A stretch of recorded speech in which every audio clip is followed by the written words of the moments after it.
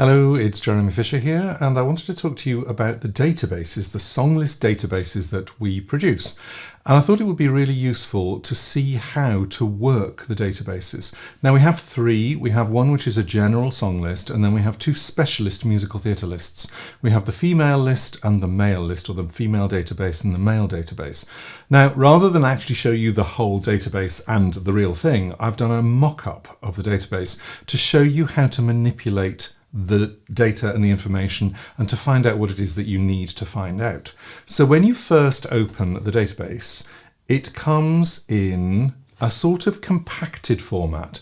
So what I've got here is, you can see that along row 1, I've got song title, year written, genre, composer, lyricist, show title, grade level, style, vocal range, and notes. And I'll go into those in a moment. But the first thing that you see is that, for instance, when you get to grade level, you can't even see the end of the word level. And that's because all of the columns are the width of the sort of default. And normally the database will open up like this. So in a moment, I'll show you how to widen the columns either individually or automatically. Just so that you know, the databases are saved as .csv files, so they should open in any spreadsheet program. What I'm going to do is I'm going to use Excel, and I'm on a PC at the moment, but I'm going to use Excel. Any database program will work in a very similar way, but I'm going to use Excel because I'm most familiar with it. So when you first open this database, obviously row 1 is the titles of everything, and each column then has a load of information. Now I've left some of the notes in from the real database, but I've changed some of the information simply just so that I can manipulate the data. So at the moment, in that the first of the rows, we've got song title 1. Now obviously when you get the database, it has the real song title in it. The first thing I'm going to show you is how to widen each column separately, and then we'll go to filtering later on. And filtering is where a database really comes into its own.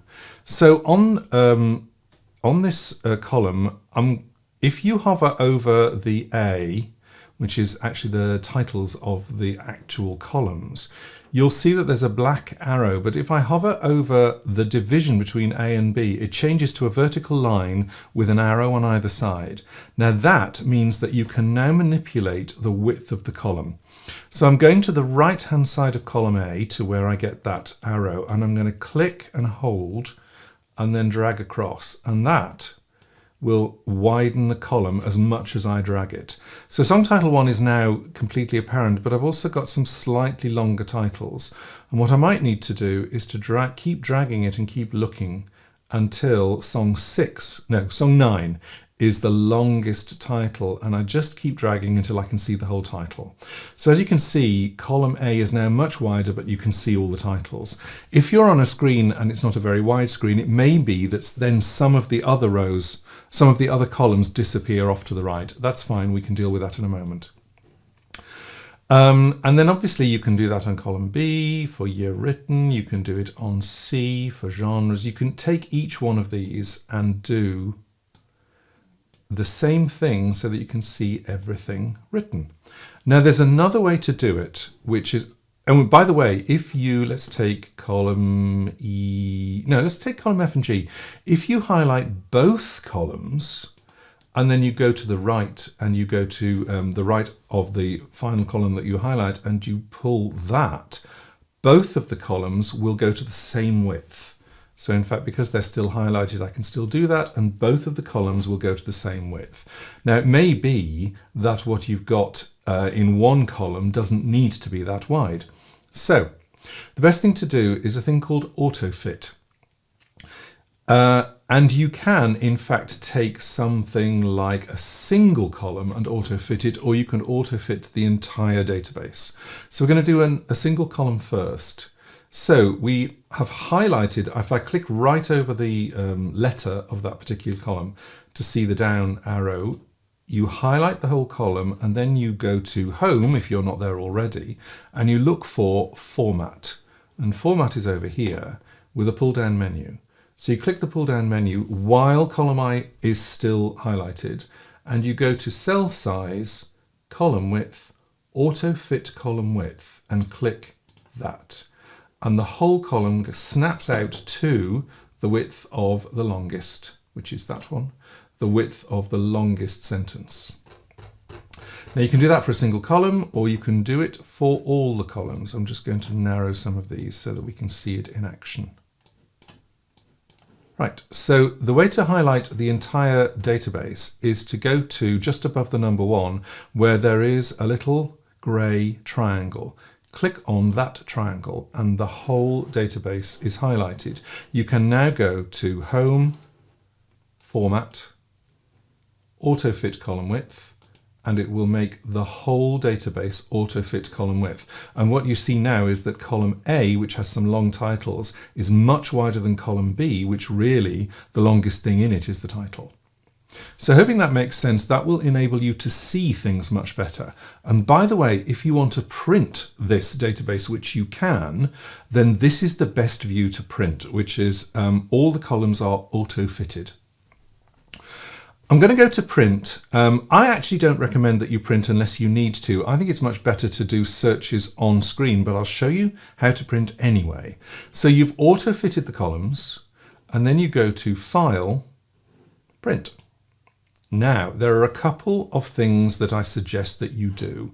What you've got here is a preview of what your print is going to look like. And what you can see is that you've got all the titles, you've got all the lines, but once you get down to about here, it's very difficult to see which line is going to, which line links with which line. So the best thing that you can do is to put a grid on. And what you have to do is to go to Page Setup, Sheet, Grid lines, and tick that box, and then when you do that, all the grid lines appear and it's much easier to read. There are other settings that you can use, but I think this is the best one for printing. So if we scroll through, you see all of the pages have grid lines. Now, we're now on page 6 and we're on song title 250, and all you can see is song title 250, the year it was written, what genre it is, and it was written by composer number 250 in this case. But obviously there's more information, and unfortunately to get the same information here you have to go to page 12. So there is Lyricist 250, it comes from show title B, grade 5 to 6, and it's a legit ballad. So you can see that there's not much information that's fitted on a page, and so what I recommend, I'm going to go back to page 1, is that you go to the orientation and you click portrait orientation and you turn it to landscape. Now you get more information on a page. You'll see that there's a gap here, but that's because the next column is much wider than that gap. So now we're still on 24 pages, but now you get more information on the first song or song 19. And now we have 8 pages of songs, and we then have the next bit of information, pages 9 to 16, and the next bit of information on pages 17 to 24. So if you printed this out, it would be 8 pages deep and 3 pages wide. Now that's big. You could pin them all together, tape them all together and put them on the wall. This is why, if you want to print them, I suggest either you print just the first 8 pages in landscape, or you print the whole lot out and stick it up on the wall, or even have it as a mat. You could turn it into a carpet. I think it's actually better, I'm just going to come away from printing, I think it's better to look at the database on the computer. And I'm now going to show you filtering and how this works. And filtering is like the magic thing in a database. So I'm going to unselect everything. The first thing you do to look for filtering is, it's on this ribbon. I'm in the home, here's the home ribbon, and it's over here, past formatting, it's sort and filter. And if I just pull the filter, sort and filter menu down, it's actually filter that you want. But I'm going to come to that in a moment. So you can, in fact, filter individual columns. So if I was looking only for American musical theatre, then I could go highlight the column, go to filter, and which is clearly not working at the moment. Oh yes, okay. So when you go to filter, you click filter and it switches the filter on and off. So I'm going to click it on again. Filter is on. Now go back to the column and you'll see that there's a pull down arrow has now appeared, which the other columns don't have. And if you click that pull down arrow, you see that there is a whole list of all of the genres. And you can unselect all or select all. You can remove from the list. Or in fact, if you deselect all, and you're only looking for American musical theatre, we have several different types, but those are the only ones that we're interested in. So if I now click OK, you'll see this. So all of these. Now you run the risk that it doesn't collect the other categories. And so then you run the risk that the genre column will be out of sync with everything else, and therefore you'll lose the information that you need. So what I'm going to suggest is that when you do sort and filter, you actually highlight and collect the entire database. Then if you click filter, I'm just going to switch that off. If you click filter on, every column has these pull down menus, and this is going to be really useful when you do complex filtering. So let's say that your student is applying for a drama school and they need a pre-1970s song. So the first thing you want to do is to go to year written and you deselect anything post 1970. Now the quickest way of doing it is to go to, there's 1970, go to 1971 and just click that and it will deselect, it will untick it. Now you can go down with your mouse and you can click everyone individually, or you can do the slightly faster version, which is you've highlighted here, I've highlighted 1976, and I do the down arrow on the keyboard and the space bar. Down arrow, space bar, down arrow, space bar, and that is an awful lot faster than doing it with the mouse. I'm going to keep going down, and there we go. So all of these are now deselected, and if I go back, everything 1970 and before is selected. If I press OK, we now have 1970 going backwards, and in fact, if we look at that, we have 83 songs that are pre-1970 in this database. Very useful. So, okay, now you've got 83 songs, but you're specifically looking for a pre-1970s song that is up-tempo. So now you go to the style column. This is still filtered. You can see that there's a little funnel there where on all of the other columns there's just a little down arrow. So we know that this column is already being filtered, but you can then filter within this filtering. So I'm going to styling and I'm going to look for up tempo. Now I'm going to, in this case, I'm going to deselect all and I'm going to select the ones I want. So I'm going to go to the bottom because I know up tempo begins with U and this is alphabetical. So I'm going to collect all of my up tempo categories like that. I'm going to add patter because that's up tempo. Now I can go through the others and go, ooh, mid-tempo character, that might be useful. Let's try that one. And there's another, no, that's it. Let's just do those. Oh, let's do mixed tempo because I'm not sure what that is, so I'm going to include that anyway. Press OK, and now you've got two filter columns. You've got the year written filtered, so we're still pre-1970, and now you've got style filtered as well into up-tempo dramatic. And if I just collect, I'm going to count them. Next to the column, you'll see how many there are. So we've got, actually, if you go down to the bottom, it says count 35. So we now have 35 songs to choose from. Now let's say that you've got your pre-1970s, you've got your up-tempo legit or up-tempo patter or up-tempo character. So you know that you've got an up-tempo song, but you are specifically looking for a baritone voice. And this is where vocal range comes in. So you pull down the menu, bearing in mind these are still filtered, you pull down the menu on vocal range and we will have everything selected for the moment and I'll deselect. Now there is a third way of doing this. You can select all and untick. You can deselect all and tick, or you can use the down arrow and spacebar. But if you want the word baritone and you know that that's in the list, you type in the word baritone into the search bar that is within this filter, and you click OK. And everything magically appears as baritone.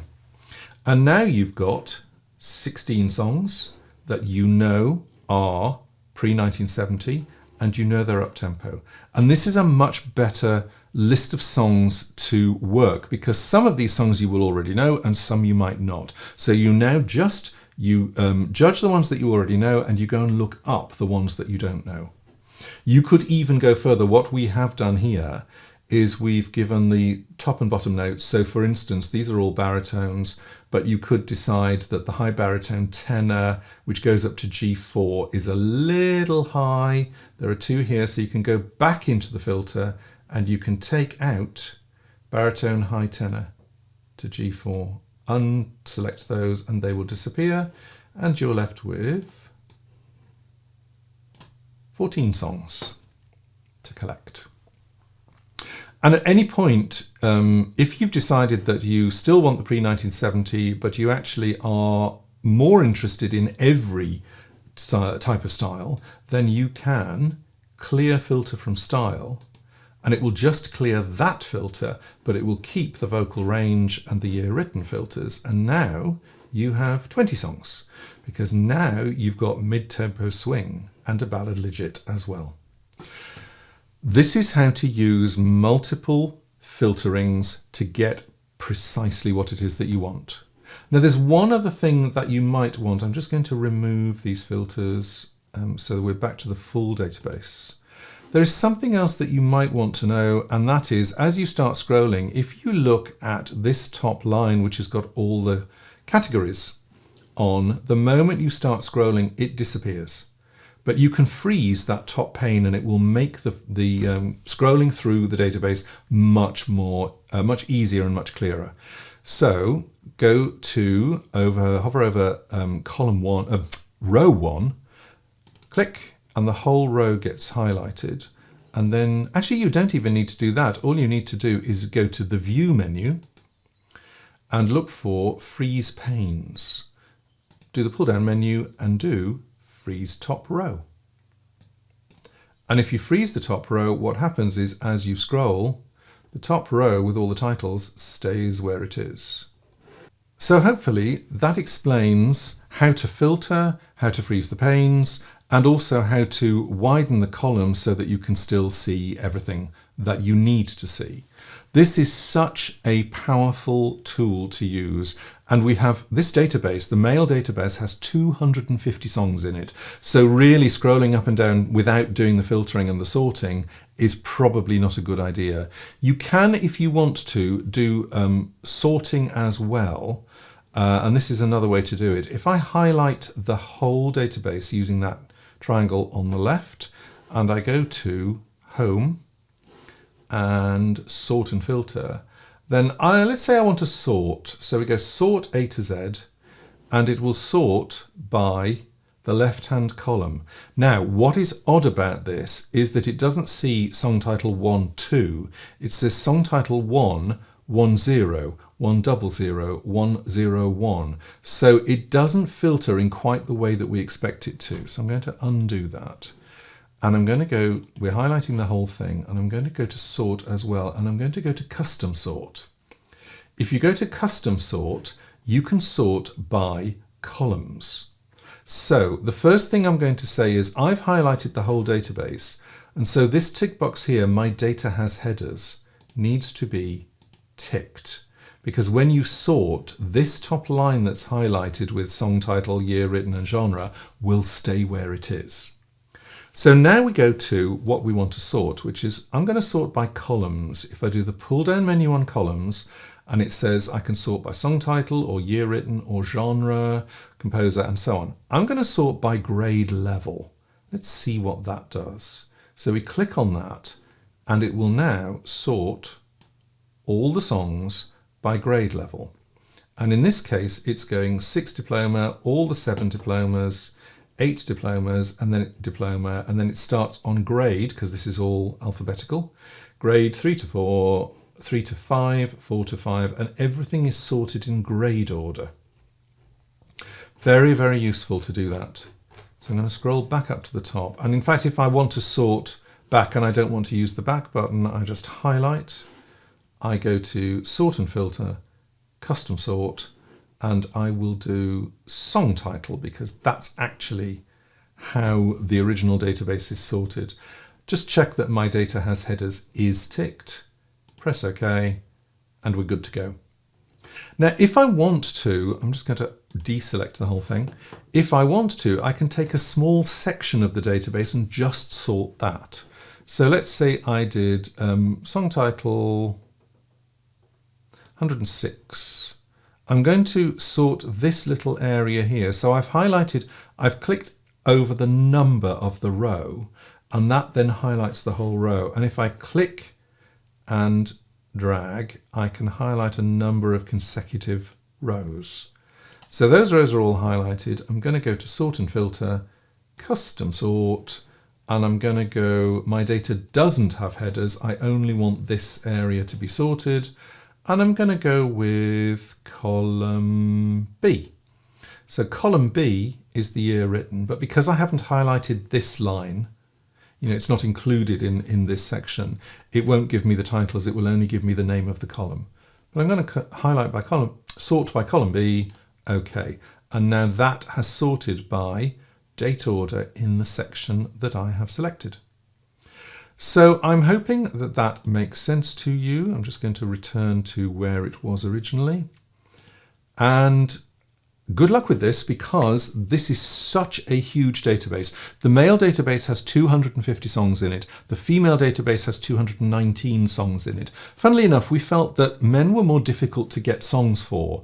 And as you can probably see in some of the notes, we have songs for teenagers, we have songs for young voices, that's pre-adolescent voices, and obviously we have songs for adults. And because of the major stages of change that a male voice goes through, which are less obvious in the female voice, we felt that we needed more songs for the guys to choose from. So hopefully that will make sense to you. Any questions, just drop me an email or comment. Thanks.